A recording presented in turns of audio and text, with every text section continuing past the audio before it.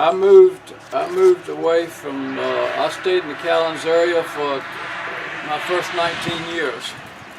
And then I moved to Newport News, Virginia, and went to work at Newport News Shipbuilding Dry Dock Company.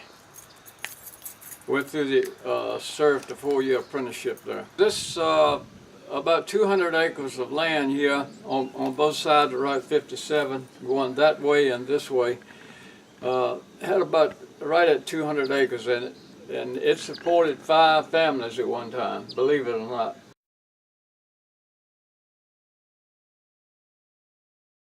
All the 5 families made a living on this farm. Mm-hmm. You can't, you know, that's unheard of now. Yeah. People got to have 100, 150 acres of tobacco to make it now. And each one had just we had 2 tenant farmers, and of course my grandmother, grandfather, my uncle and his wife, and my family, my mother and daddy. Where did the tenant farmers live? Beg your pardon? Where did the tenant farmers live? The tenant farmers lived, it was a house, it's still a house over on the hill behind the woods there, on the other side of 57. And the other one, if you step out here, you can see it up on the hill there. 5 curing barns that they used here on this farm. And did you have any pack houses? Yes, we had 2 pack houses over here, which I burnt down a few years ago. And we had a pack house up on the hill where the other tenant house is, and it was one out here. So it was 4 pack houses. I don't remember all of them. I remember, in fact, when I stop and think about it, I don't remember any of them being built. Because several of them were, this one up here behind the house was made out of chestnut logs. And there was a couple up on the hill here. 2 up there were made out of chestnut logs. And the one over there was made out of mostly poplar logs. And another one, the other one out there out this way where my uncle lived, that was a chestnut. So it was 3 chestnut. Yeah, after it was cured and altered, it had to have it, you know, it had to have enough moisture for it to get soft. Then it would just crumble all to pieces. So after we got it in order, we called it, then we'd take it down and carry it to the pack houses and pack it. Did the pack houses that you had, did they have a pit underneath them? Yes. That's where we ordered the tobacco to get it back to the point where you could work with it and not break it all to pieces. And so you could, you know, back then we sorted tobacco a lot. We might have a pile that had red and green tobacco in it. We'd have a pile that had dead tobacco in it, and we'd have the good tobacco. And that's the ones that we put the wrapper around, the head of it.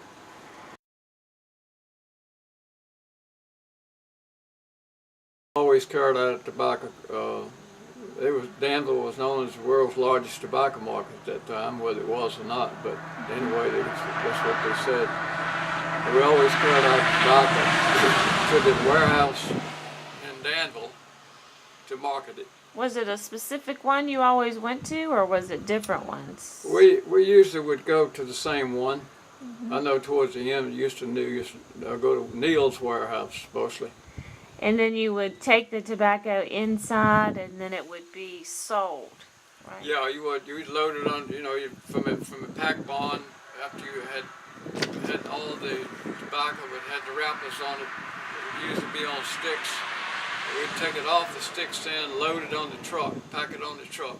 I know back then people were very meticulous with the tobacco, the way they handled it. Pack it on the truck, cover it up.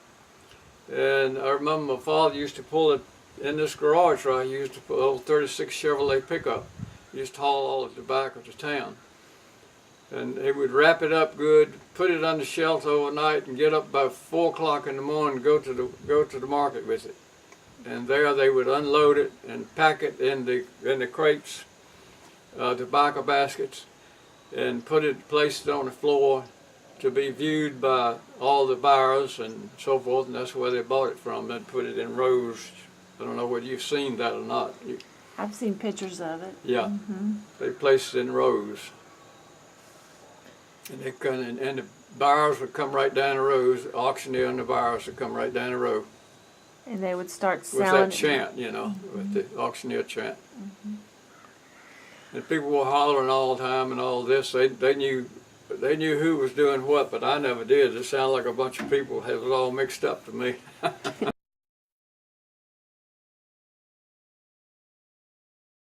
Log was just squished out. Now see, this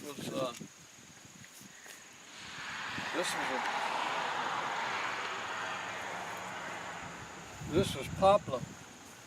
See, that's a poplar log right there, I think. And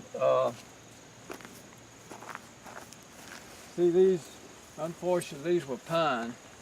That's what I was talking about. See how the termites have gotten into them? Mm-hmm. And I think that bottom one looks like it might be I don't know whether that was a chestnut or a poplar. Might have been a poplar. Most of that side there is pine. And the termites seem to really like the pine, I guess. Oh yeah, they like the pine. It's soft, and I guess they like the taste of it. No door, but fall off. Open time two more times. Now you can get an idea of when I say, watch your head now, dear, because you tear all the pieces on that thing. Right there. They were low. They built the doors low because, you know, so they could get in, so they could hang at the back on you and drag it all over your head. But this was still the floor, between the floor and the bottom of the back, because when you hung it on the tier poles, the back would be hanging down here. When you came in here to read the thermometer, you'd have to lean, you'd have to bend over. You can see how the tier poles were placed. About 4.5 foot apart. Center to center. I think the back sticks about 4.5 feet. They used to make up mud and daub used to chink between you always had a crack between the logs and you would chink it. You'd cut pieces like in a tapered form and drive them in, put a nail in it. You can see that piece right there. And then daub around it. In some cases, maybe a bond the log would be close enough they wouldn't have to put chinking in, but most places they did have to chink.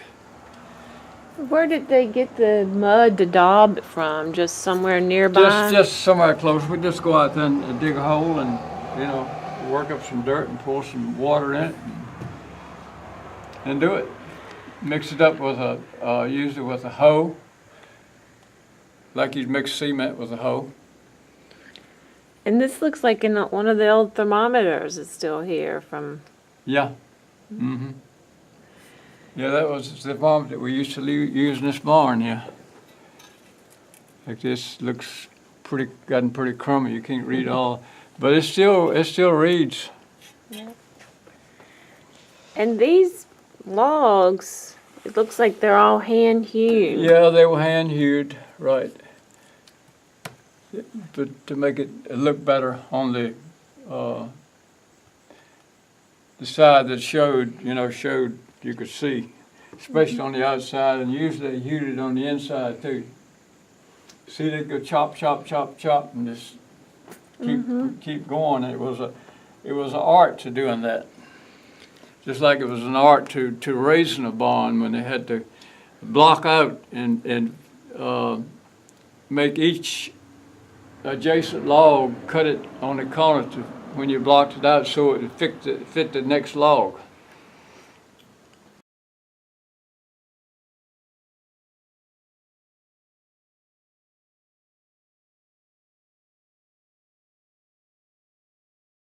To be an old cow house here. Cow was where my father kept the calves. When the cows would have calves, he'd have a little stall in there, and he'd have a stall.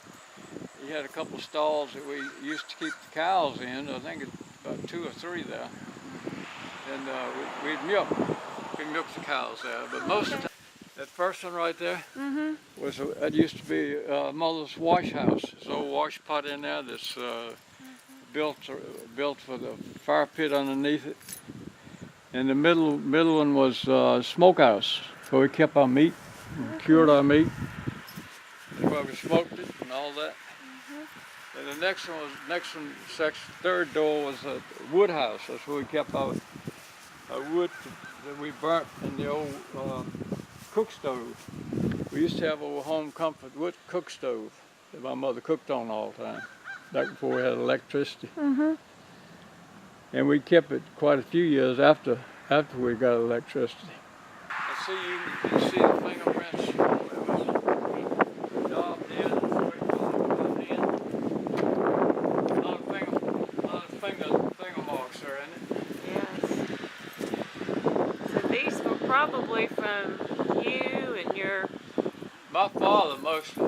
Father? And probably some of my grandfather. But I never did do any daubing much. Because every time you put in a barn of tobacco, you had to set up the flue system, the flue pipe, you know. They went from the firebox and made a U-turn, came out here, and the smokestack would be sitting out here somewhere. You had two of those. You had a flue pipe for each firebox. Were these barns converted to oil or gas at any point? Yes.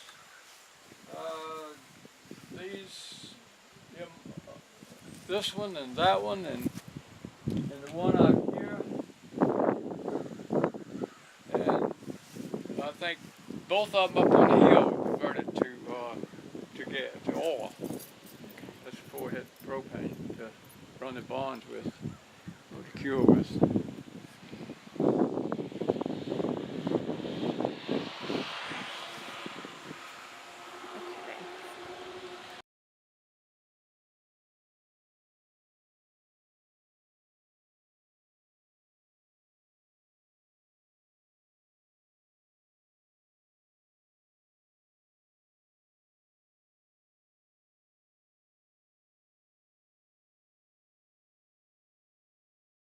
I don't want to tear that down. That's the reason I preserve it, because keep it painted, because it's part of our heritage, because it probably came from logs from an old barn that was torn down.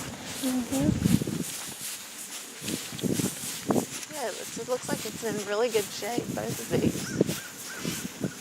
It takes a lot of work, a lot of time to keep. I did a lot of redoing around here, but it still needs a lot of redoing. That rock foundation.